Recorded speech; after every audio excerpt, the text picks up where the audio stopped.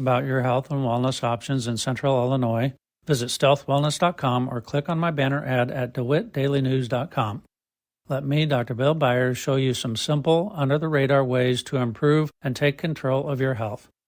Netflix buffering, YouTube spinning, devices not connecting, Zoom calls dropping. Ugh, it's frustrating. Let's end your frustration by signing up for fiber internet in Clinton. Click the Connexus icon at DeWittDailyNews.com.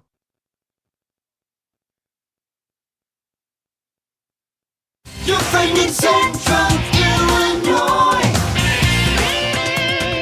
WHOW. Top of the morning. Thanks for being with us. I'm your host today, Seth Lawrence. The WHOW Morning Show streams to Facebook and YouTube, brought to you by Peterson Insurance, your Pekin Insurance agent in Clinton. My guest in studio today, Clinton Police Chief Ben Lowers. Morning, Chief. Morning, Seth. I know it's hunting season. How's hunting season going for you? It's been fantastic. Has it really? It actually has, yes. Started out, I usually archery hunting for deer. I usually don't start till late October, 1st November, and went out actually a little over, a couple weeks ago. November 1st was my first outing, and I've been very fortunate to harvest 2 bucks already in the first handful of days that I hunted, and so. Yeah. But let's not spread that word, because I still intend to take a little time off and spend some more time in the woods. But yeah, no, it's been very successful, and it's been a good year for it. The weather and stuff has been good. Yeah, both very good bucks. Speaking with our DNR friends, everything's going well. It's been great weather for hunting and whatnot. So yeah. Now, did you get the message this year to check that tree stand? Absolutely. And do that. Absolutely. That process. A friend and I, who I hunt with, we spent a couple days preseason going through all of our stands, checking straps, safeties, making sure we have hoist ropes. Having our harness setups all ready for each of the stand locations. So wouldn't want you falling and breaking a leg now, Chief. Absolutely not. Absolutely not. Hunter safety is paramount, and I'll leave that to the DNR guys to talk to or talk about. But most definitely, hunter safety is paramount, and we want to make sure everybody comes out of there safely. Sure. Well, Chief, let's dive into as we talk about emergency situations. Perhaps maybe there's a hunter going out, and they're on their way to the stand or whatever. I know one of the things that DNR guys talk about is let folks know where you're going. Yeah. But one thing you're going to talk about today is, when you call for when you make a call about an emergency situation, there's a lot of information that dispatchers need, and it helps if they have that on hand. Let's speak to that a little bit. Well, there is, and there's also things that we can set up ahead of time to make sure that we can provide the best emergency service that we can. Okay, real quick, as you talked about hunters heading out, making sure that someone knows where they're at. We relate that also, as we're going to talk about in a little bit, about holiday travel. Always making sure that someone knows where you are, where you're supposed to be, and things of that nature. We had just a few weeks ago, we had a local gentleman had left town just for the weekend, and a neighbor or someone was unable to get a hold of them, and so reached out, contacted us to do a check the welfare. We couldn't find him. Fortunately, we were able, in a small town like ours, fortunately, we had some name recognition there, made a couple phone calls to known friends or former colleagues and whatnot. We were able to track him down, no big deal. But one of the things, and I'm asked this quite frequently, is that I'm just going to give an example. A close family friend here within the last couple weeks had a medical emergency at her home. She is very difficult of hearing, and so didn't believe that she would be able to call 911 because she won't be able to hear what they're saying or be able to communicate with them over the phone. I'm going to leave that to Tony Harris to talk about the different options with 911. But in that scenario, she actually called a mutual friend who came over, and that friend reached out to me, and what if this was a serious emergency? I mean, she can't be calling me to then come over and discover that there is an emergency, and what if I'm not available and whatnot? And so one of the things that I want the public to know, we posted on our Facebook page yesterday an option that, if you have that person you look after, or even your own home, you can call in to our dispatch center and speak with them, or contact the police department. And in our computerized system, we can add notes to any name involvement or any address. And I think it's important, as an example, for my own family. If there would be an emergency at my father's residence, when they bring that address up or bring his name up, it's going to have my name and a contact number.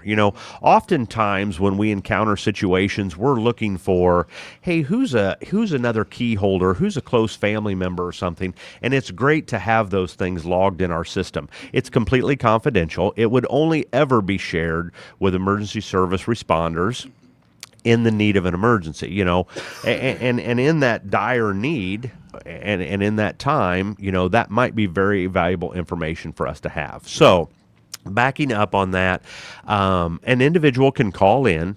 You can share, use yourself as an example, Seth. You could attach to your home address and also maybe even yourself and your wife and your children's names, emergency contact information. If there's an incident here, please contact, here's the phone number, or here's an additional key holder. Here's a neighbor that has a key to the house or something of that nature.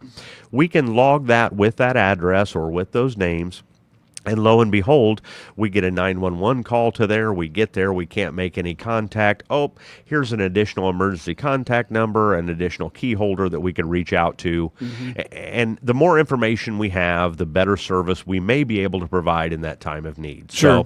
Want to make sure that the public is aware of that we can log specific information, whether it be emergency contact numbers, additional key holders, any specific information that we may need to know about the house, about a person with a handicap in the home, mobility issues, hearing issues, vision issues, things of that nature. So those are things that we can add to the information related to an address that may be very beneficial to us in a time of need. Sure. You were telling me as well you encountered a situation recently where someone had a medical emergency, but because of that medical emergency, they didn't call emergency services because they didn't think of the communication would be very clear. So how about that as well? Yeah, in addition to that, and again, I'll revert to Tony Harris in one of his future interviews about that and the next generation 911 and the 911 capabilities. But it is important to understand that if there is an emergency and you dial 911, whether conversation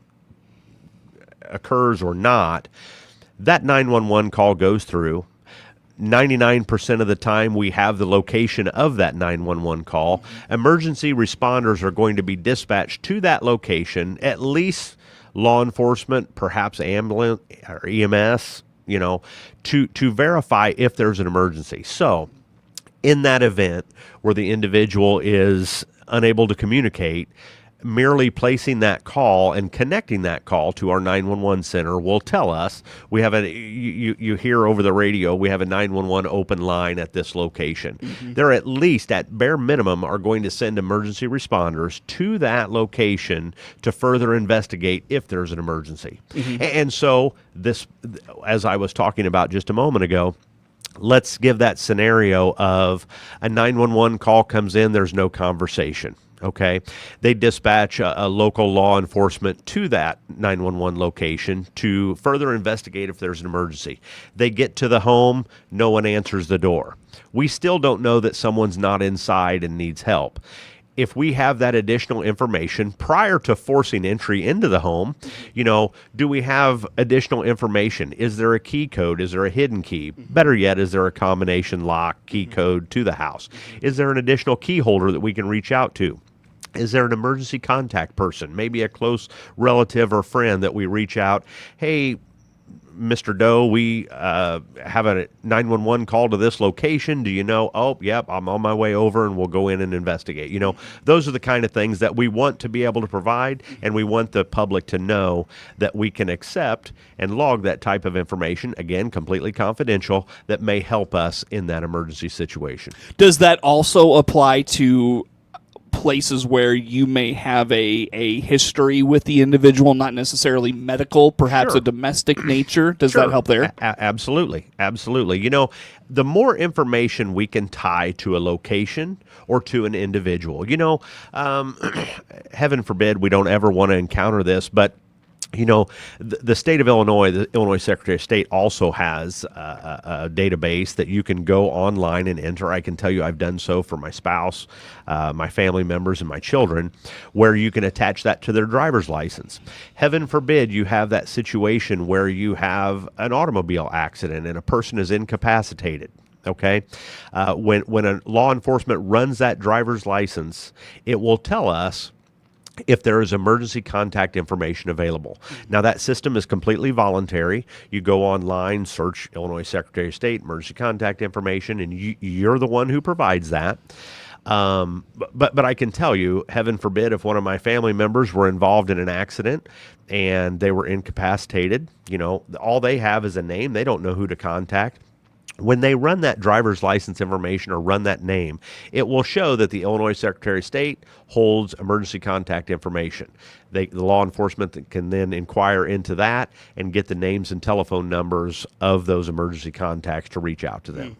Those systems are in place. I think they're highly underutilized, and I just can't say enough about how important and how valuable that information might be in that time of need. Sounds like a good way to wrap up that piece of conversation. Did we miss anything in it, though, Chief? You want to put out there? I mean, I hope I've been able to accurately convey what it is that we can do and how important that might be. I would ask that anybody who wants to provide some information or have emergency contacts or something added to their residential location or their names can reach out to the CENTCOM at our public number of 217-935-9441, or you can contact the police department direct during business hours.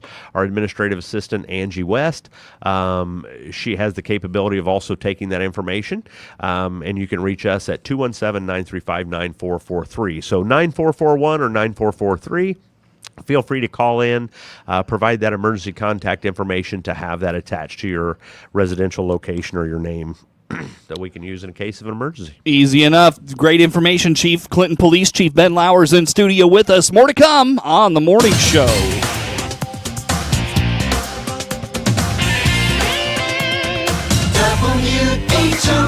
WHOW.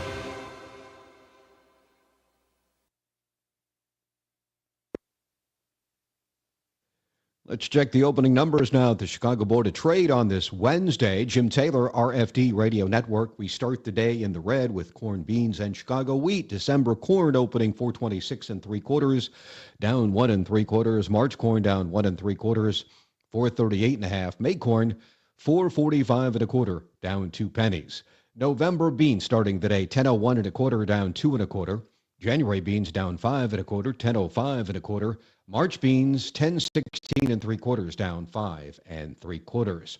December Chicago wheat 544.5, down 7 3/4. March wheat down 7, 560. May wheat 569 3/4, down 7. December bean meal 291.50, that's down $1.40. December bean oil 45.31, down 92 cents. Opening numbers on this Wednesday morning. Jim Taylor on the RFD Radio Network. At Baum Chevrolet Buick in Clinton and Baum Motor Company in Farmer City, our job is to help and solve your transportation needs. This is Scott Baum. Both in Clinton or Farmer City, we'll listen and find options if you need a different or used car or truck. Or we'll give you repair options to keep your car, truck, or SUV safe and trouble-free so you can continue with your busy schedule. Visit our full-service team today at Clinton or Farmer City. BaumChevyBuick.com, right from the start. Need to update your winter wardrobe? Here at Love It Once More Thrift Store in Clinton, we have a great selection for you. And this month, all clothing, adults and kids, is 20% off. This includes coats. This is Connie inviting you to check us out on Facebook, Instagram, or DeWittDailyNews.com. Hi, this is Ryan Utterback with Utterback Real Estate. The crops are coming out and it's time to invest. Does that mean we're all getting crop dusted? No, it means it's a good time to invest in farmland. Beans, the magical fruit. The more you eat, the more you... And that's why you're the other Ryan. Buying or selling farmland? Click their icon at DeWittDailyNews.com. Your friend in Central Illinois, WHOW. Once again, a good morning. Thanks for being with us. I'm your host today, Seth Lawrence. The WHOW Morning Show streams to Facebook and YouTube. It's brought to you by Peterson Insurance, your Pekin Insurance agent in Clinton. Clinton Police Chief Ben Lauer's in studio with us this morning. Chief, let's talk Thanksgiving. I can't believe it's almost Thanksgiving, by the way. Holy cow. Is the year not flying by? You know, I think I might have mentioned this before, but somebody mentioned to me one time that the days and weeks are long, but the years are short. And the older you get, trust me, Seth, the older you get, the more true that becomes. And it seems like, wow, this year has flown by. We're right here at Thanksgiving. I need to start my Christmas shopping. But anyways, yes, Thanksgiving just a couple weeks away, I guess. Yeah. Falls later this year, but man, it feels like it's coming up fast. Yeah, which the reminder to us late shoppers that, you know, that's a smaller, shorter time frame between Thanksgiving and Christmas. So we need to get with it. But yes, Thanksgiving coming up here in just a couple weeks. And, you know, we always talk this time of year, we always talk about holiday travel. We talk about the festivities and the celebrations that occur. You know, a new buzzword that we've begun hearing the last few years is Blackout Wednesday. And, you know, I don't, you know, what that signifies, I'm not really supportive of course, but Blackout Wednesday referring to the parties and celebrations that occur the Wednesday night before Thanksgiving. It is, you know, oftentimes the first time that college students have gone off to college this fall, and it's the first time they come back to their hometown and gather with their high school friends and celebrate, you know, tell their stories, make up lies, you know, where they get together for kind of that initial homecoming since going to college. Right, and so it can often lead to big celebrations. Blackout Wednesday refers to binge drinking and heavy partying. The night before Thanksgiving. I can tell you that it seems like over the last decade or so, Blackout Wednesday, or let's call it Thanksgiving Eve, I was going to say, that is really, you are really diving into that term has become one of the largest, biggest, widespread party nights of the year. I mean, even challenging New Year's Eve, you know, and so.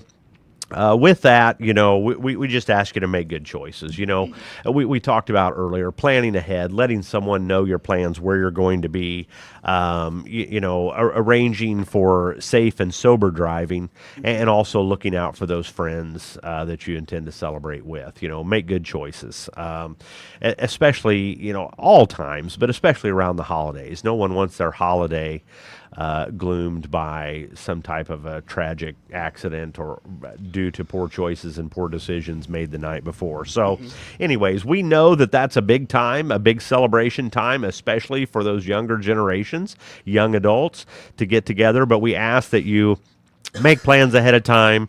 Certainly share that with others, family members and whatnot, what your plans are.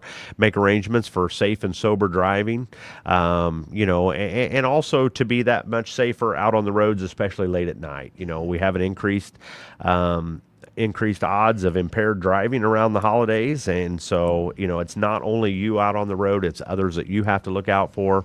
If you don't have to drive, please don't. You know, stay at home, make arrangements to stay wherever you intend to celebrate. And things of that nature. So, you know, one thing that I've seen a little more of, not to interrupt you there, Chief, sorry about that, but one thing I've seen a little more of is awareness around with the legalization of adult use marijuana. Absolutely. You know, the impaired driving with that. Absolutely. So, yeah, I mean, you know what? It's interesting. I go through my notes from each of these topics that I generated 10 years ago when I became chief, and how some of the things have changed and progressed over time, and that being one of them. You know, now it's not only alcohol intoxication, it's cannabis and other issues as well. So nonetheless, we just ask you to celebrate responsibly, make good choices, and make sure that we keep the holidays a happy time. So with that, you know, the holiday travel for all generations, obviously there'll be an increased traffic over the holiday season. College college students returning, shopping, we want you to allow extra time for travel and be patient. Make sure your car's maintenance is up to date and know the numbers for roadside assistance. Plan your route ahead, and as we said, let someone know your plans and expected arrival times. Keep that cell phone charged and have a charger available to you. We are fortunate now that in the old days when we just had to rely on someone to come up and offer us help, now oftentimes, more times than not, we do have access to contact for help through a cell phone, but make sure those cell phones are charged. And since we can't always assure that we have service in some areas, make sure that we have a winter safety kit available, including jumper cables, a first aid kit, blanket, flashlight, snack, and water. Don't drink and drive, wear your seatbelt, and put those phones down so you can give full attention to the road. Yep, for sure. Yeah, cell phones are the new thing we've talked about for sure. And, of course, with shopping, Chief, you talk about the evolution of shopping. I haven't been Black Friday shopping in ages. I don't even know, is it that big of a thing anymore? It's not as big of a thing, but it is still a thing. Still offering the Black Friday deals. There still be a tremendous amount of traffic. But now we're with the Cyber Monday and so much online shopping that I think it has diminished to a degree, but it is still a thing. And so nonetheless, especially when we talk about those older generations, boy, I hate to stereotype there, but I think you're in that category. Well, now. I am. Yep, you can come shopping with me too. So, but I don't do all mine on the World Wide Web. So, you still carry cash? Absolutely. So, anyways, but no, with our shopping, we're still going to discuss shopping safety. Be aware of your surroundings. Look for suspicious persons when you are in an area. Shopping can be exciting, but is also easily distracting, so stay alert. Remember where you parked your car. This may sound elementary, but many shopping areas are spread out and over large areas. Being unable to locate your car can cause undue confusion and stress and may present a better target to a criminal. If shopping later in the day or after dark, park in a well-lit area. Know what time the stores close and know that where you park, you'll be able to walk out of that store, So different stores sometimes close at different times. Shop in pairs at the very least. Take a friend or family member shopping with you. There's whether we're talking about children or adults shopping, there's always something to be said for safety in numbers. As you return to your car, make sure you prepare for your exit before you leave the building. Make sure that you have those keys readily available to when you get to the car that you can get in your car. We don't want to see you fumbling around, setting stuff down, packages down, things of that nature. Trying to prepare to get into your car. Make sure that you do that prior to leaving the store. Avoid carrying large amounts of cash. Pay for purchases with credit cards or debit cards. Carry cash and wallets in the front pocket to reduce the chances of having it taken. Don't leave cell phones, purses, or any other items of value in the parked car where they can be seen. Always conceal those items. And most importantly, make sure that if you're making a day of shopping and you're shopping here and moving to there, do what you can to cover up those purchases to being visible from outside of your vehicle. Yeah. Locks keep out honest people. And, it's just a smashed window away from taking your merchandise that you've worked hard to buy. Well, and I'll tell you, Chief, with the new laws in Illinois, I mean, gosh, you see the crimes you're talking about on the rise. So this very pertinent right now, I feel like. Absolutely, you do. And the thing of it is, those people, while they can be arrested and charged, oftentimes they're not going to be held. They're going to be out on our streets among us. And so we need to do what we can to avoid becoming a victim. Chief, back to your points earlier about the contacting law enforcement or contacting the police department for information for just better communication in the event of emergency. Again, the numbers for the police department one more time. Contact the non-emergency number of the Clinton Police Department and talk to our partners at CENTCOM at 217-935-9441 and inform them that you want to include some emergency contact information or special instructions with a particular address. Sure. Or you can reach out to our office and our administrative assistant, Angela West, at 217-935-9443 during business hours. Chief, happy Thanksgiving. Thank you. You as well. Clinton Police Chief Ben Lowers in studio with us. Network News is now. The Big 1520 WHOW Clinton, 92.3 FM,